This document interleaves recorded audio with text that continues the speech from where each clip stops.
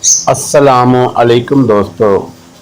पेश खिदमत है एक नवाब की पुरइसरार तिलस्माती दुनिया की आप बीती एपिसोड नंबर 51। नवाब साहब, मैंने कहा, आपने अपना दीन और ईमान अंग्रेज़ों के कदमों में रखा हुआ है। आप खुदा की बजाय अंग्रेज़ की इबादत करते हैं। हिंदुस्तानियों को आप काबिल नफरत समझते हैं। आप पर सिर्फ ये इल्ज़ाम नहीं कि आपने अपने बेटे को जो मफरूर कैदी है पनाह दी, आप कातिल भी हैं।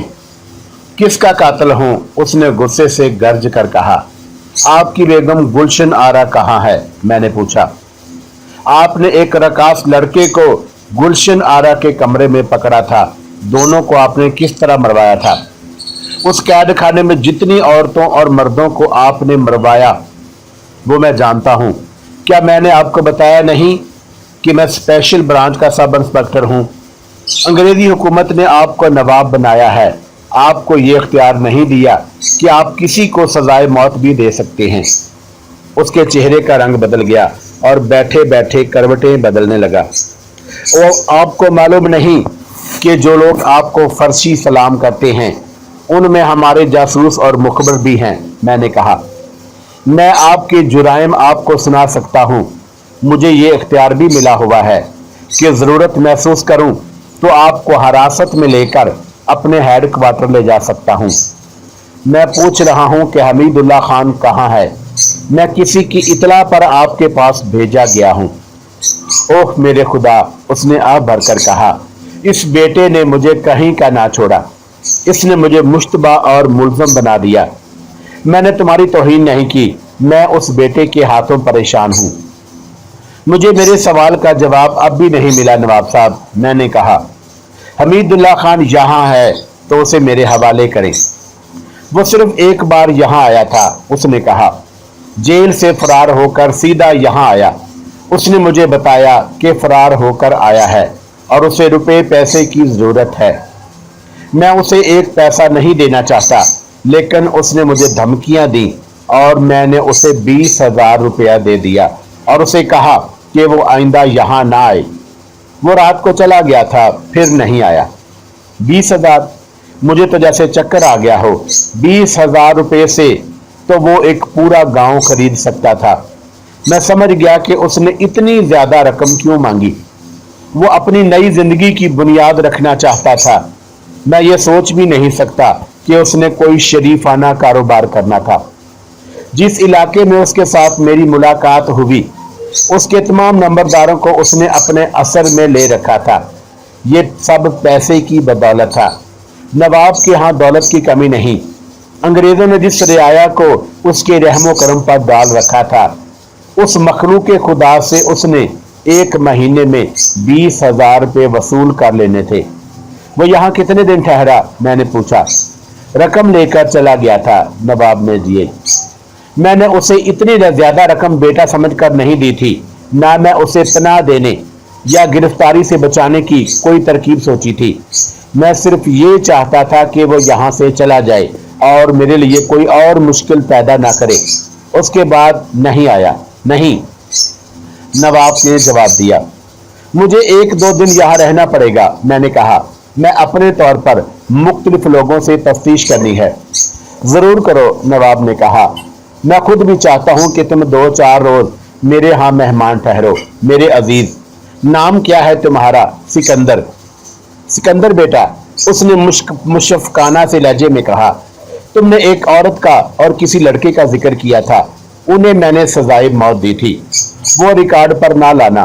किसी भी नवाब और महाराजे के यहाँ चले जाओ, हर जगह यही कुछ होता है। हम उन लोगों को अपने यहाँ शहजादे और शहजादियां बनाकर रखते हैं, लेकिन ये लोग अपनी असलियत भूलकर बदकारी शुरू कर देते हैं। मेरी हंसी निकल गई और वो झीम सा गया। उसे एहसास हो गया था कि उसने बहुत बड़ा झूठ बोला है। नवाब साहब, मैंने कहा, जिस माहौल में जो कुछ होता है वहां पर आने वाला वही कुछ करता है। बहरहाल मैं आपकी फरमाइश का एहतराम करूंगा और इस वाक़े को कागजात पर नहीं लाऊंगा। मैं आपको सिर्फ ये बताना चाहता हूँ कि आपके महल के अंदर और इस अहाते के अंदर जो कुछ भी होता है उसकी इत्तला स्पेशल ब्रांच को मिलती रहती है। तुम्हारी बीवी तुम्हारे साथ रहती है? नवाब ने पूछा। मैंने अभी शादी नहीं की, मैंने जवाब दिया। अजीब बेवकूफ हो, नवाब ने दोस्ताना बेतकल्फी से कहा। इतने खूबसूरत और इतने ताकतवर जवान हो, शादी करो, जल्दी शादी करो। मैं तो हैरान हूं कि तुम औरत के बगैर जिंदा कैसे हो। मैं तुम्हें तुम जैसी खूबसूरत औरत के बगैर नहीं देख सकता। मैं ये देखकर हैरान रह गया कि अपनी रियाया का ये फिरौन किस ज़हनी सीता पर उतर आया था। वो मुझे रिश्वत में औरत पेश कर रहा था। मुजरिम ज़मीर एक सब इंस्पेक्टर के आगे हथियार डाल रहा था। मैंने उसके जराइम उसके आगे रख दिए थे। मुझे याद आया कि ख्वाजा साहब मौसीकार ने मुझे कहा था कि ज़हन को गुनाहों के तसव्वुरों से पाक रखना, फिर अपनी एक ऐसी कुव्वत के मोर्जे को देखना जो तुम समझते हो कि तुम में ही है ना। मैंने शहनाज से मिलना था। शहनाज ने कहा था कि वह मुझे मिलेगी, लेकिन मुझे उसके साथ लंबी मुलाकात की कोई तरकीब नहीं सूझ रही थी। जी में आई कि नवाब से कहूं, तुम्हारे पास एक नई लड़की आई है, वो मुझे एक रात के लिए दे दो, लेकिन मुझ में इतनी जुर्रत नहीं थी। मैं उसे ये नहीं बताना चाहता था कि शहनाज को मैं जानता हूं। मैंने उसे ये भी ना बताया कि मैं यहाँ रकास रह चुका हूं। उसने मेरी तनख्वाह पूछी तो मैंने बिल्कुल सही बता दी। ओह, उसने कहा, इतनी थोड़ी तनख्वाह? इससे ज्यादा तो मैं अपने दरबान को तनख्वाह देता हूं जो बाहर खड़ा है। सिकंदर बेटा, इसे रिश्वत ना समझना, मैं कुछ पेश करूंगा, कबूल कर लेना। मैं यूं मुस्कुराया जैसे मैंने उसकी रिश्वत कबूल कर ली हो। स्पेशल ब्रांच के कुछ मुखबर वहां मौजूद थे। दो अच्छे ओहदों पर थे और एक बाहर वाले गेट पर था। मैं नवाब से उठकर उनसे मिला। मिलने का तरीका ऐसे था जैसे मैं उनसे पूछ गुछ कर रहा हूं और मैं उन्हें नहीं जानता। मैं दरअसल उनसे रिपोर्ट ले रहा था। उन्होंने बताया कि उनमें से किसी ने भी हमारे हेडक्वार्टर को इतला नहीं दी कि हमीदुल्ला खान यहाँ आया है। उनके अलावा दो और मुखबर थे, उन्होंने भी बताया कि उन्होंने ऐसी कोई इतला नहीं भेजी। मुझे ख्याल आया कि नवाब के महल को अचानक आकर चेक करना था। मुझे ये भी बताया गया था कि हमीदुल्ला खान वहां मौजूद है। मुझे ये भी पता चला कि उस इलाके का थानेदार भी एक बार महल में छापा मार चुका है। ये पुलिस का तरीकेकार था कि जहां जहां किसी मफरूर की मौजूदगी का शक होता वहां पुलिस छापे मारती रहती। मुझे भी इसी तरीकेकार के तहत नवाब के महल में भेजा गया था। मैं आज़ादी से महल के अंदर बाहर और अहाते में घूम फिर रहा था। मैं ख्वाजा साहब के कमरे में चला गया। वो पलंग पर लेटे हुए थे। मुझे देखकर हैरान हुए, जैसे पहचानने में गलती कर रहे हों। वो आहिस्ता आहिस्ता उठे। उनकी नजरें मेरे चेहरे पर लगी हुई थी। इतनी जल्दी भूल गए ख्वाजा साहब? मैंने कहा। ख्वाजा साहब स्प्रिंग की तरह उछले और मुझे बाजू में जकड़ कर अपने साथ भींच लिया। वो मुझे भींचते ही चले जा रहे थे। वो तो हड्डियों का ढांचा रह गए थे, लेकिन जज्बात की ऐसी शिद्दत कि मेरी हड्डियां टूटने लगी। तुम कहां आ निकले हो सिकंदर? ख्वाजा साहब ने मुझे अलग करते हुए कहा। मेरी जज्बात की शिद्दत का ये आलम था कि मुझ पर रिक्कत तारी हो गई, जैसे मैंने अपने बाप को ढूंढ लिया हो। उन्होंने मुझे बिठाया और उनसे जुदा होने से लेकर उस मुलाकात तक मुझ पर जो गुजरी थी और मेरी जिंदगी जिन नशीबो फराज से गुजरी थी वो उन्हें सुनाई। मैं उन्हें बाप क्यों ना समझता। उन्होंने ही मुझे नवाब के बनाए हुए मौत के कैद खाने से निकाला था। गुलशन आरा भी मेरे साथ ही आजाद हो गई थी। वो बहुत खुश हुए कि मैं इस ओहदे और रुतबे तक पहुंच गया हूं। उनका चेहरा मुसर्रत से चमक उठा था। मुझे एक ख्याल आया और मेरे आंसू निकल आए। ख्याल मुझे अपने बाप का आ गया था।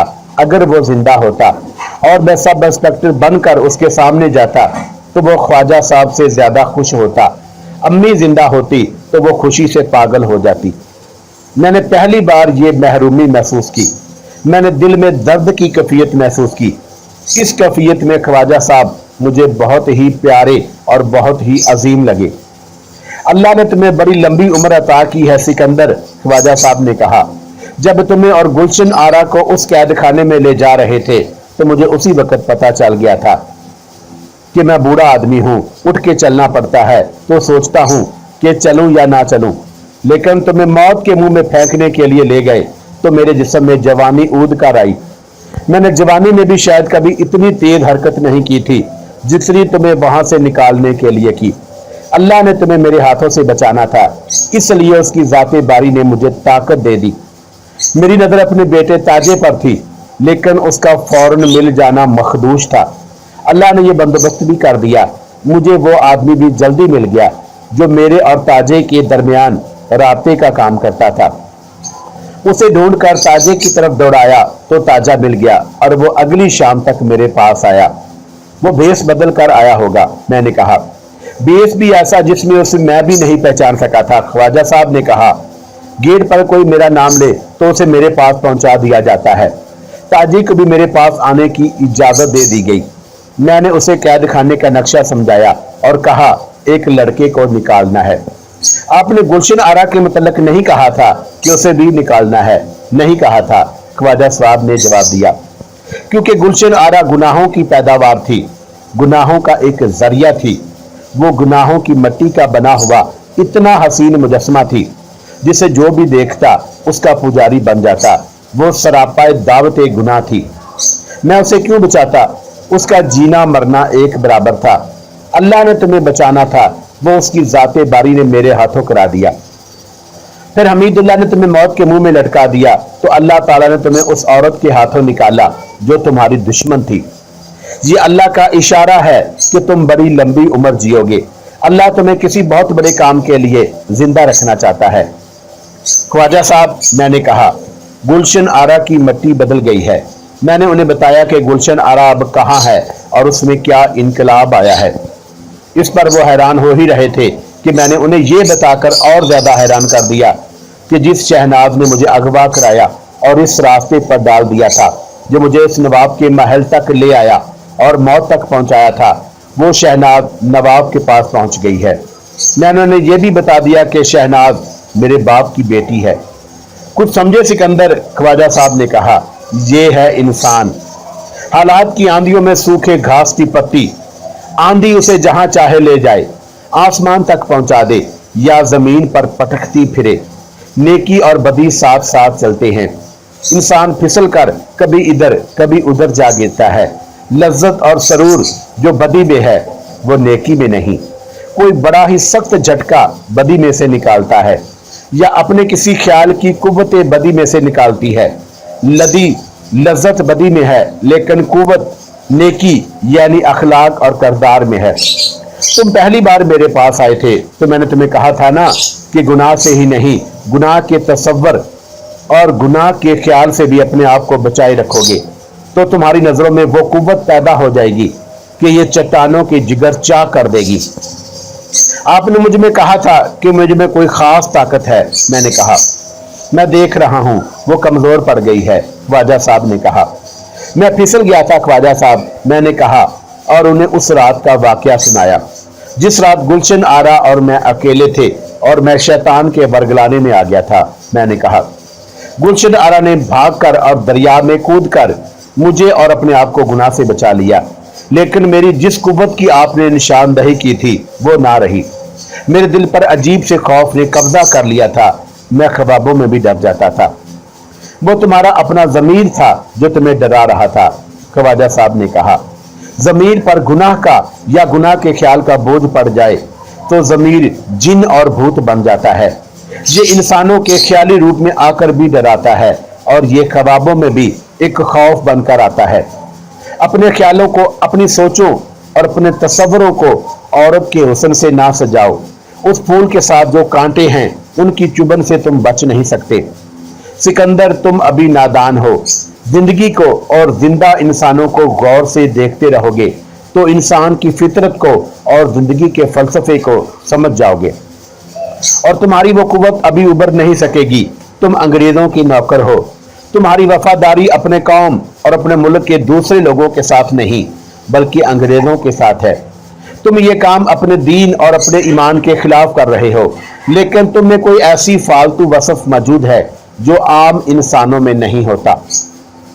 ख्वाजा साहब बहुत बूढ़े हो गए थे और अब हर बात फलसफे की रंग में किया करते थे। मुझे उनका फलसफा इसलिए अच्छा लगता था कि वो खुद मुझे अच्छे लगते थे। मैं जवान था, मैं कुछ कर गुजरने को बेताब रहता था। ख्वाजा साहब जवानी बहुत दूर पीछे छोड़ आए थे। वो अब जवानों को सबक देने को बेताब रहते थे। जिस्म जवान होकर बूढ़ा होता है, रूह बूढ़ी होकर जवान होती है। ख्वाजा साहब की रूह जवान हो गई थी। ये मैंने उस वक्त महसूस किया जब नवाबजादा हमीदुल्लाह खान की बात चली। क्या कहा था तुमने? ख्वाजा साहब ने पूछा। हमीदुल्लाह खान यहाँ आया हुआ है, वो मिला? नवाब साहब कहते हैं यहाँ नहीं आया। मैंने जवाब दिया, इतला यही मिली थी। क्या मैं तुम पर एतबार करूं कि मुझे धोखा नहीं दोगे? ख्वाजा साहब के इस सवाल ने मुझे हैरान कर दिया। पुलिस अफसर होने की वजह से वो मुझे काबिल एतबार नहीं समझते थे। मेरा सर झुक गया। मुझे उनके सवाल पर अफसोस हुआ था। मैंने उन्हें कहा कि उनका ये सवाल तीर की तरह मेरे सीने में उतर गया है। उन्हें यह बात नहीं कहनी चाहिए थी। तुम अंग्रेजों के नमक ख्वार हो सिकंदर, उन्होंने कहा।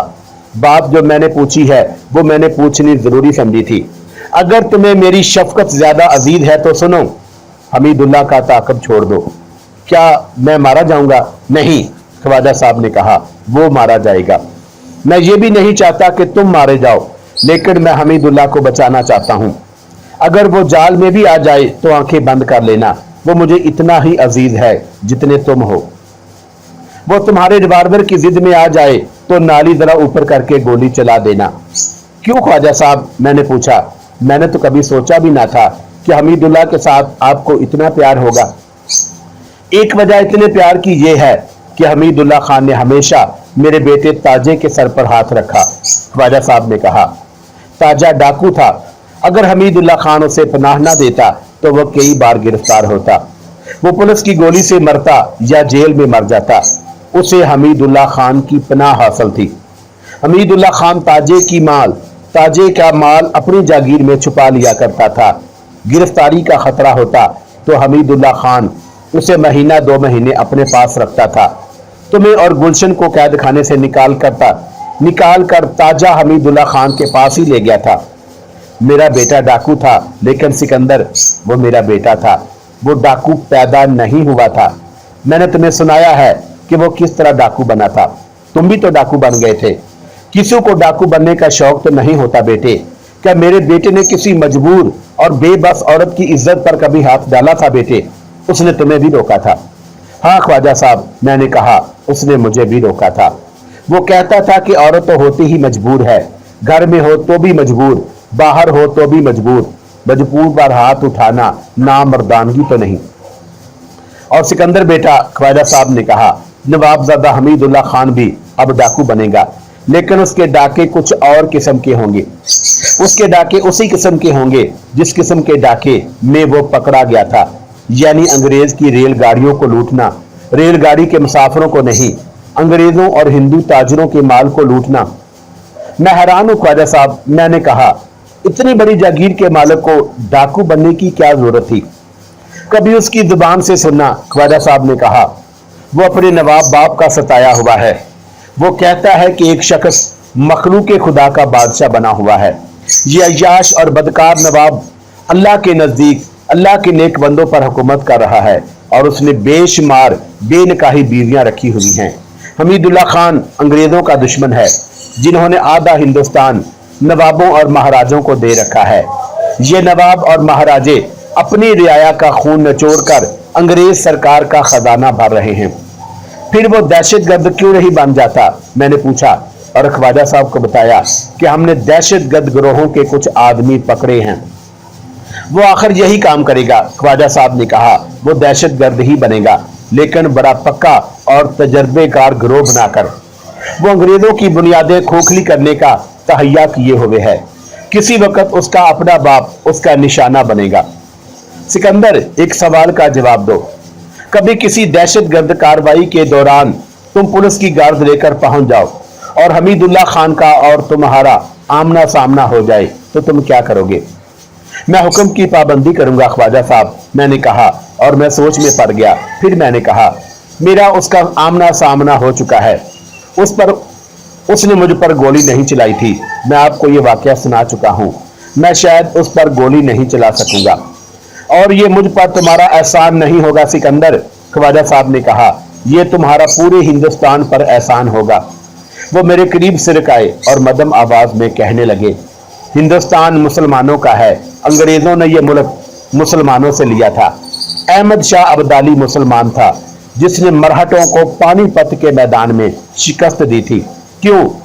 सिर्फ इसलिए कि वो हिंदुस्तान में इस्लाम की हुक्मरानी को जिंदा रखना चाहता था।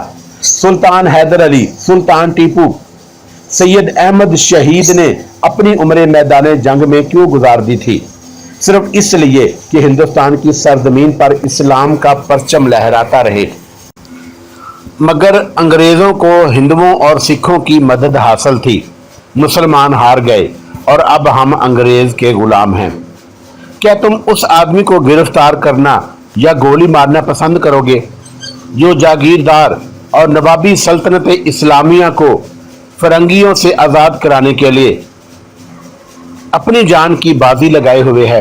लेकिन मैंने हमीदुल्लाह खान को किसी और रंग में देखा है। मैंने कहा, अब तुम उसका ये रंग भी देख लेना। ख्वाजा साहब ने कहा, मैं तुम्हें सिर्फ ये कहना चाहता हूं कि तुम्हें हमीदुल्लाह खान का कभी सुराग मिले या कहीं मौजूदगी की इत्तला मिले तो अपने महकमे को गुमराह करना।